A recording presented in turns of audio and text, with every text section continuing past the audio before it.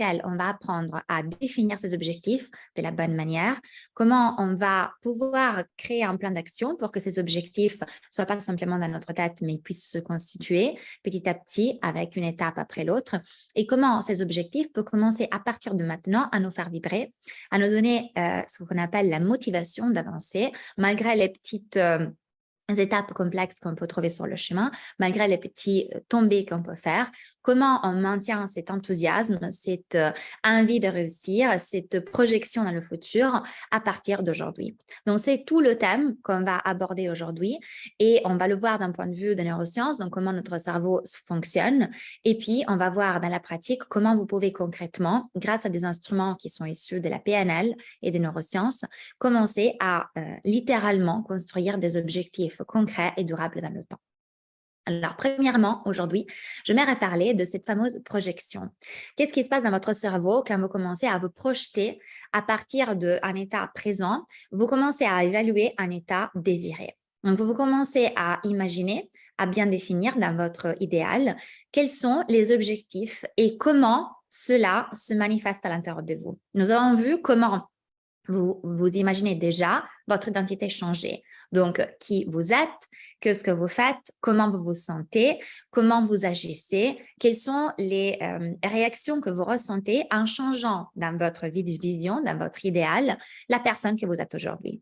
Maintenant, pour être une personne différente, on doit avoir, on a vu, des pensées différentes, on doit croire des choses différentes de celles qu'on a crues jusqu'au présent, et on doit aussi faire dans l'actif, dans les actions, des choses différentes. Alors, si je pense que à partir de maintenant, mon objectif de réussite est, par exemple, monter mon entreprise ou alors trouver la personne de mes idéaux, ou alors ça peut être un objectif qui concerne réaliser un rêve d'enfant.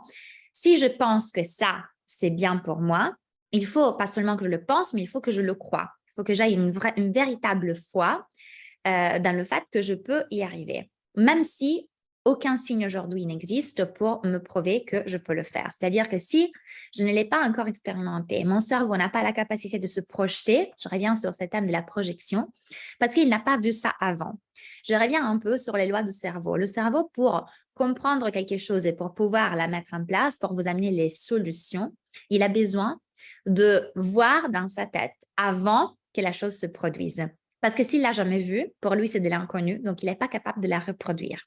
Alors, cette projection, elle est très importante au niveau des neurosciences, au niveau neurologique pour votre cerveau, parce que sans que vous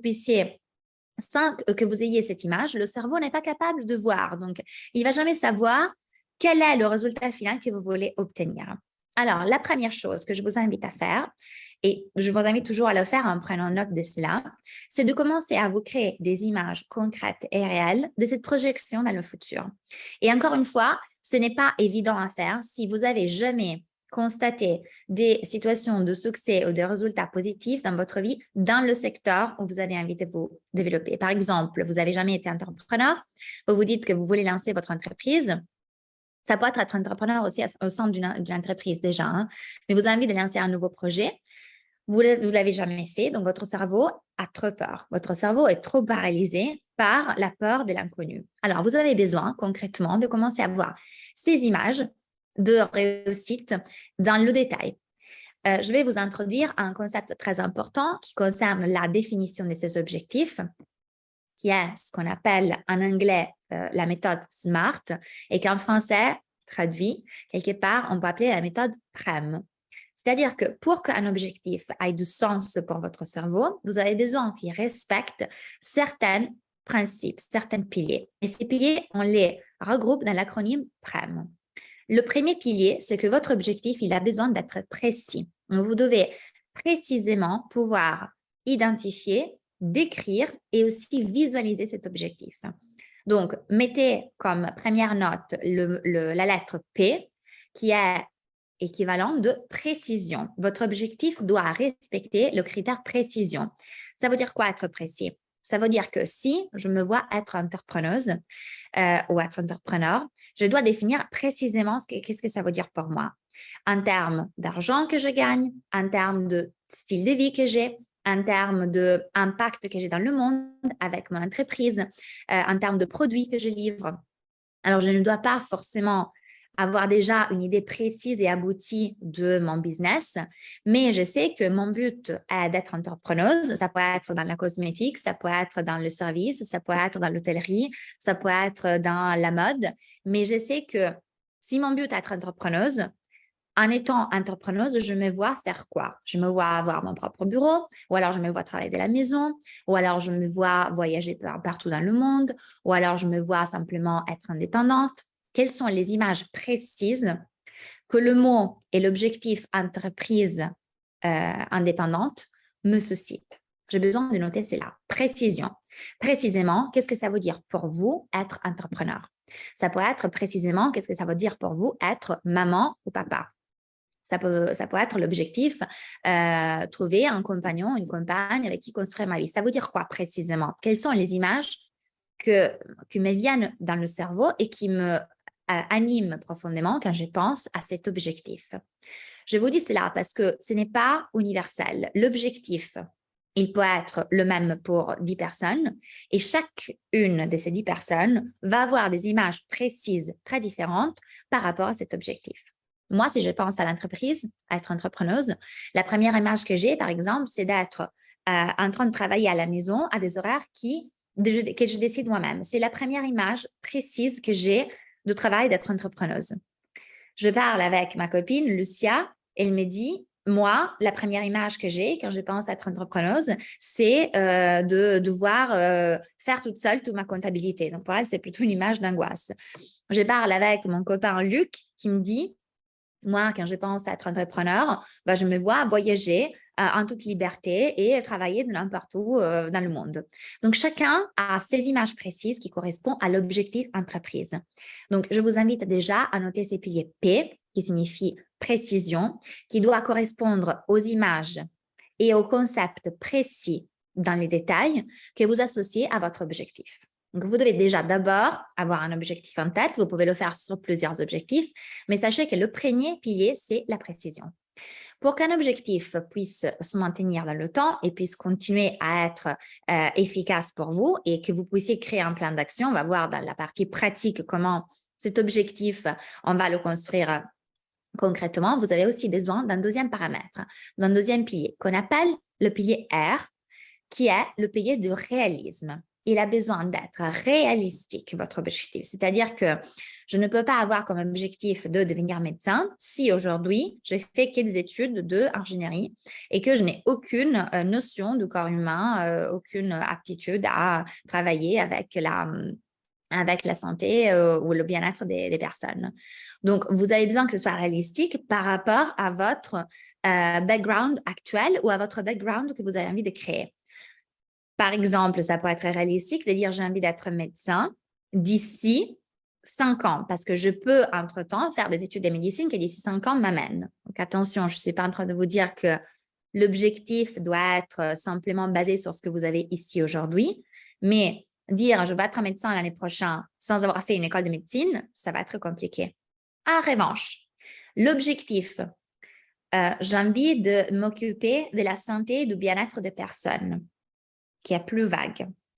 D'ici 2 ans, d'ici 1 an, c'est un objectif précis et qui peut être réalistique si je m'oriente vers une médecine alternative, vers des études qui n'ont rien à voir avec la médecine traditionnelle, qui peuvent me donner accès à l'aide aux personnes un mois de 6-7 ans. Donc, je choisis une voie qui est réalistique par rapport à mon objectif et je fais en sorte que mon objectif devienne réalisable.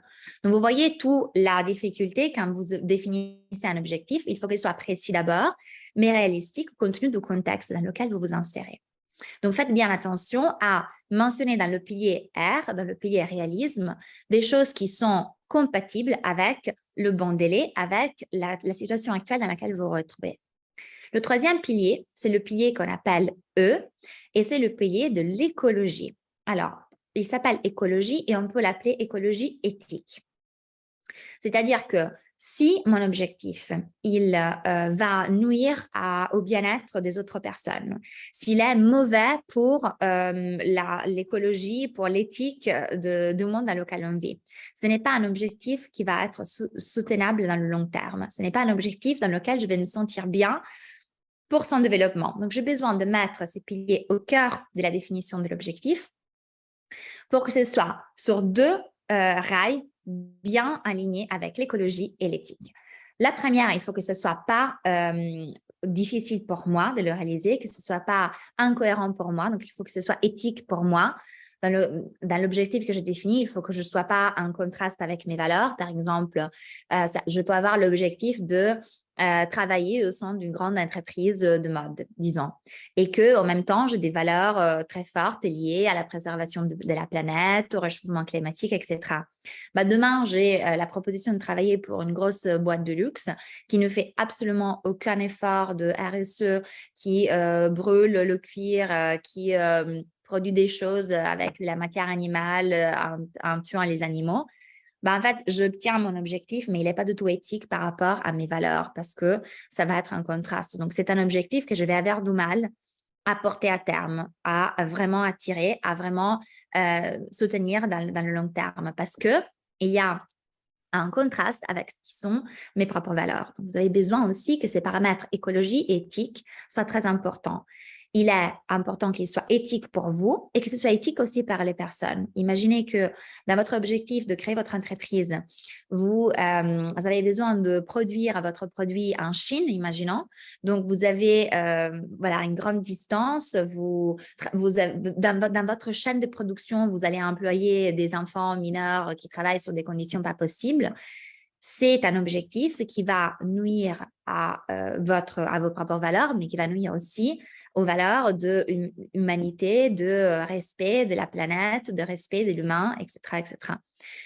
Ou alors, vous faites un business beaucoup plus simple dans lequel vous vous mettez en concurrence avec des concurrents. Et dans cette concurrence, vous avez besoin de jouer un peu sale, de tricher quelque part.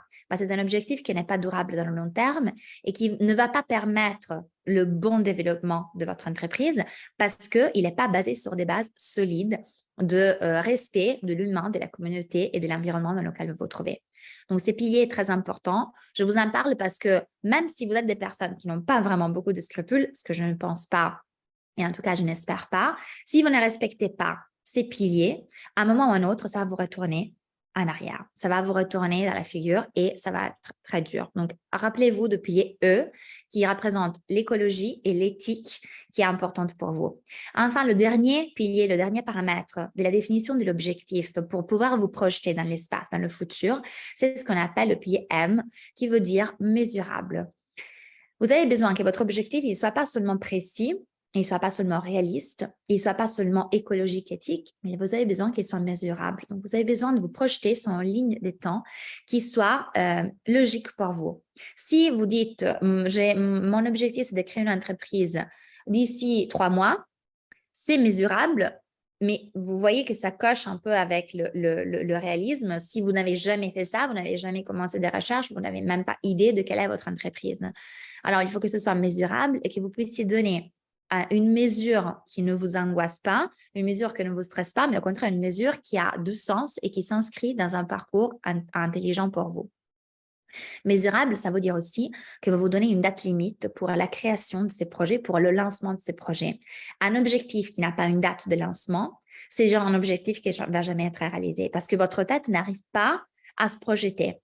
Je vous fais un exemple tout bête, mais moi, je travaille dans plusieurs secteurs. Donc, au-delà de mon travail en tant que coach, je suis dans l'événementiel, je m'occupe d'un lieu dans lequel on vit aujourd'hui à la campagne et on a fait des gros travaux de restructuration. Et pendant 2 ans, on a vécu dans énormément de confusion, de meubles partout, de la restructuration. Donc, il y avait beaucoup de désordre dans la maison et dans différentes pièces. Et je peux vous dire que tous les week-ends, on se disait, il faut absolument qu'on range, il faut absolument qu'on s'en occupe.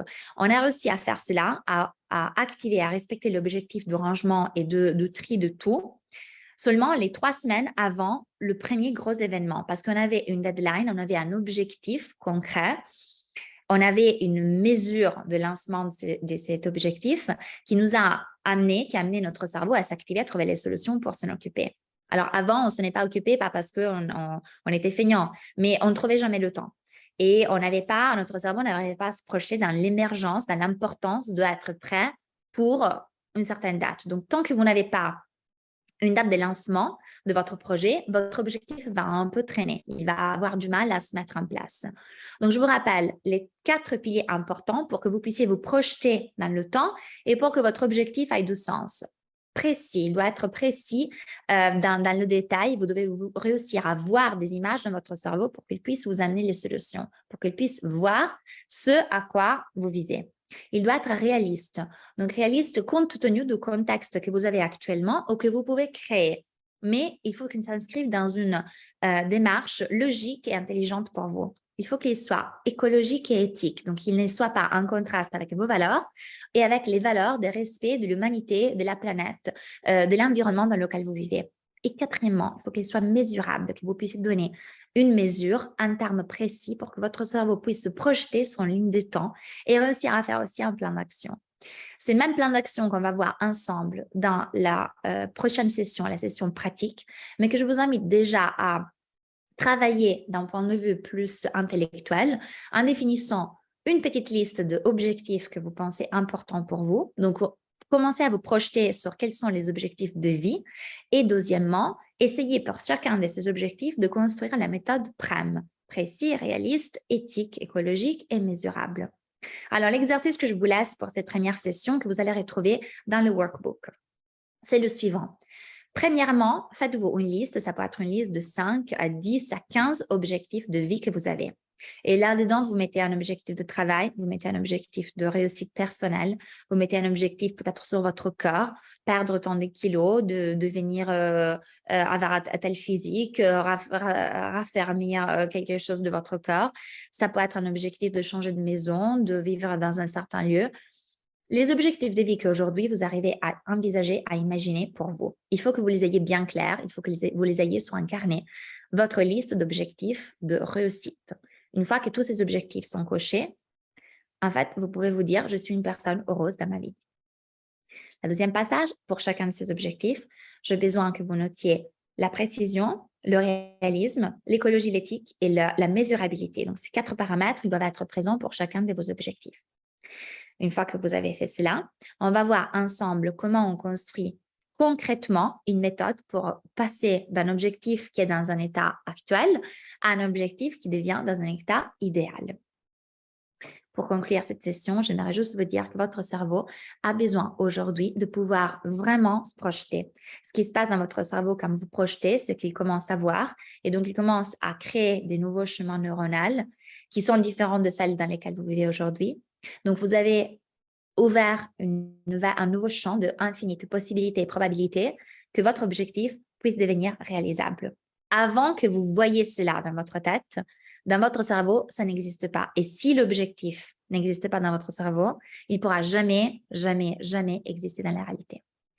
Je vous invite à méditer sur cela, à prendre un peu plus de recul par rapport à votre vie actuelle dans laquelle peut-être vous avez peu d'objectifs réalisés ou alors il vous manque les objectifs importants et à essayer de faire ce travail mental où vous vous projetez simplement, visuellement, simplement sur un papier pour les objectifs qui comptent pour vous et avec la bonne méthode qui va vous permettre de les réaliser. Je vous souhaite une bonne pratique et je vous dis à la session prochaine pour la concrétisation pragmatique de la définition de vos objectifs et pour apprendre à se projeter vraiment, littéralement, dans votre futur idéal. À très bientôt. Merci.